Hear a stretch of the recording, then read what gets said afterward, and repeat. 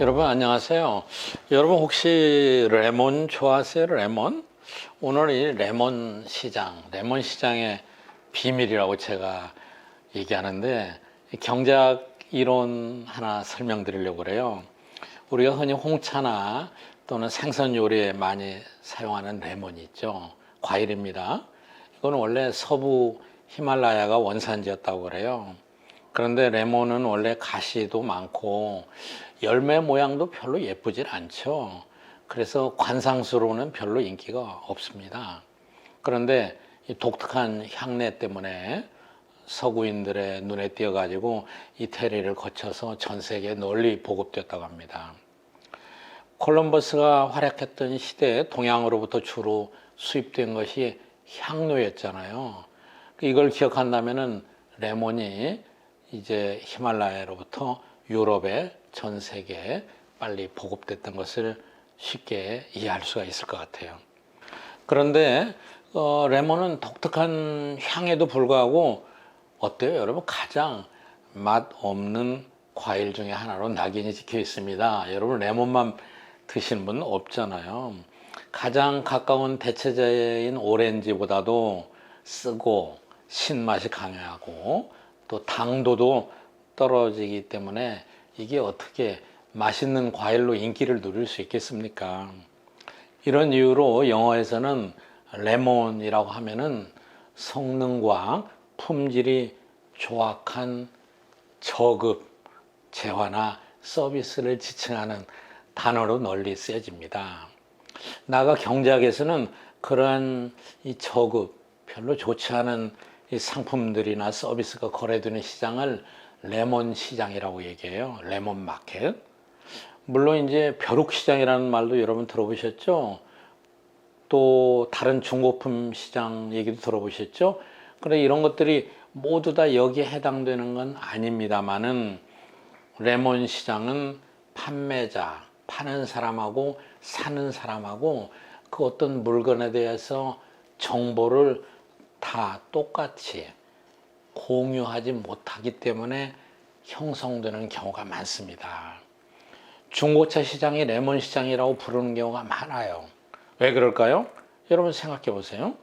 중고차를 사는 사람들은 상당히 마음속으로 불안하고 위험부담을 갖고 있어요. 왜냐? 그 차의 이력을 잘 몰라요. 성능을 모르고 과거의 주행 상태를 잘 모르는 거죠. 그리고 사고 여부에 대한 정보도 충분히 알지 못합니다. 그렇다고 해서 그 정보를 다 알고 있는 사람은 지금 차 주인이죠. 판매자죠. 판매자가 글쎄요, 모두 다 양심적일 수는 있습니다만은 가급적이면은 그 차의 가격에 부정적인 영향을 미치는 내용은 얘기를 잘 안 하죠. 이건 우리 인간의 기본 심리입니다. 어쩔 수 없습니다. 그렇기 때문에 판매자하고 구매자는 이 차에 대한 정보를 서로 똑같이 갖고 있지 못합니다. 대칭적이지 못해요.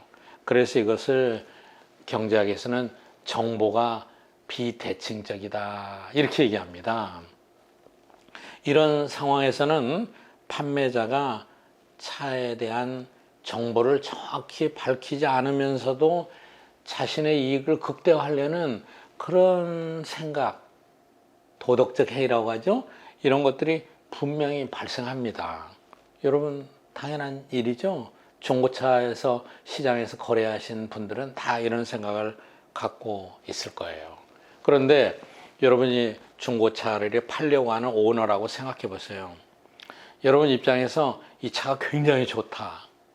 그런데 제가 중고차 시장에서 체크를 해보니까 이 차의 가격이 얼마다. 야, 이건 너무 싸다. 그러면은 중고차 시장에 선뜻 판매하려고 하지 않죠. 예를 들어서 2015년 소나타 하이브리드를 생각해 볼까요? 시장 가격이 중고차 시장에서 지금 한 1,600만 원 정도라고 생각해 봐요. 그런데 내 차는 정말 고장도 안 나고 곱게 쓰고 마일리지도 적고 하기 때문에 1,600만 원보다 훨씬 더 받을 건데 보니까 1,600만 원밖에 안 되는 거예요. 그럼 이 차를 소유한 사람은 어때요? 잘해야 그거보다 조금 더 받을 건데 아예 중고차 시장에 가지 않죠. 그렇죠? 그러니까 중고차 시장에는 공급에서 보면은 아주 좋은 차는 공급이 안 돼요. 가급적이면 친지한테 팔거나 어떻게 해서 더 받으려고 하지 그리 가지는 않습니다.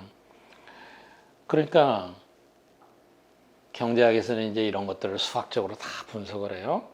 어려운 얘기는 아닌데 중고차 시장에 나온 2015년 소나타 하이브리드의 가격은 1,600만 원과 0원 사이에 분포됩니다. 혹시 2015년 소나타 갖고 있는 분들은 가상적인 예이기 때문에 저한테 너무 화내지 마세요. 이보다 더 비쌀지도 모르겠어요. 낮을지도 모르고요. 그래서 평균적으로 거래되는 가격이 오히려 이것보다 낮게 형성이 됩니다. 그래서 그 가격이 낮게 형성될수록 중고차 시장에서는 좋은 차가 더 안 나오죠. 그렇죠? 그래서 좋은 차는 사라지고 저급 품질이 낮은 것만 시장에 자꾸 나와요. 이걸 뭐라고 하죠? 이건 이미 초등학교 때 배우셨죠? 악화가 양화를 구축한다. 그렇죠? 좋은 것이 나쁜 것을 몰아낸다. 이런 뜻이 드는 거죠. 자, 보험 시장도 마찬가지예요. 보험회사에서는 어때요? 보험 가입자가 어때요? 보험을 안 타가는 사람만 가입하면 제일 좋죠. 그렇잖아요? 뭐 실손보험, 자동차보험 이런 거 생각해 보자고요. 의료 실손보험 생각해 보면은 보험회사 입장에서 볼 때는 이 사람이 실손보험 들어놓고 안 타가는 건강한 사람을 원해요. 그런데 가입하는 사람은 어떨까요? 야, 건강한 사람이 내가 그거 왜 들어가냐? 그거 실손보험 들어가면은 보험금만 내고 난 별로 타가는 것도 없을 건데 당연하잖아요.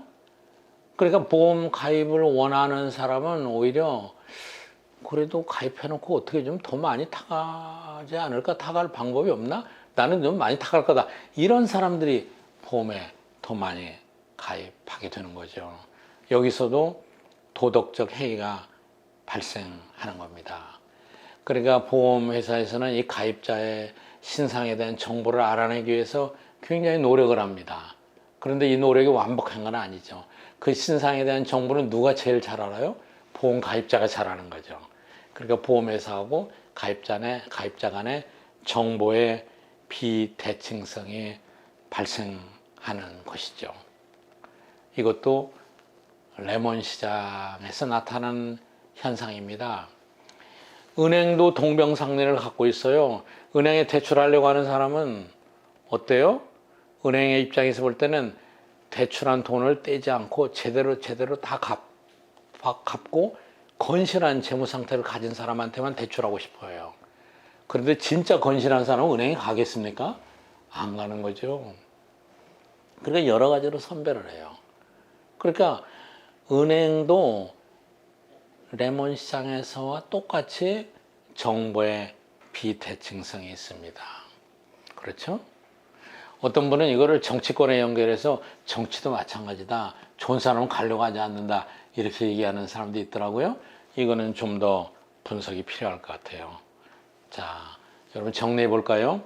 레몬 시장은 도덕적인 해이 그리고 정보의 비대칭성이 합해가지고 만들어지는 바람직하지 않은 결과입니다. 레몬 시장은 경제뿐만 아니라 정치, 사회, 문화 여러 분야에서 형성이 돼요. 이게 형성이 되면은 양화를 구축하고 악화만 번성을 합니다. 그런데 레몬 시장이 없어지려면 어떻게 되냐? 우리 사회가 서로를 신뢰하고 서로를 신뢰할 수 있게 정확한 정보를 주고 공유하고 모든 정보를 다 진실하게 서로 공유해야만 됩니다. 신뢰가 부족한 사회는 레몬 시장이 많아져요. 신뢰가 부족한 사회는 여러 가지로 손해보는 게 너무 많습니다. 국가 전체적으로. 자, 여러분 우리 모두 다 서로 신뢰하는 사회를 만들어서 레몬 시장이 좀 줄어들었으면 좋겠어요. 여러분 감사합니다.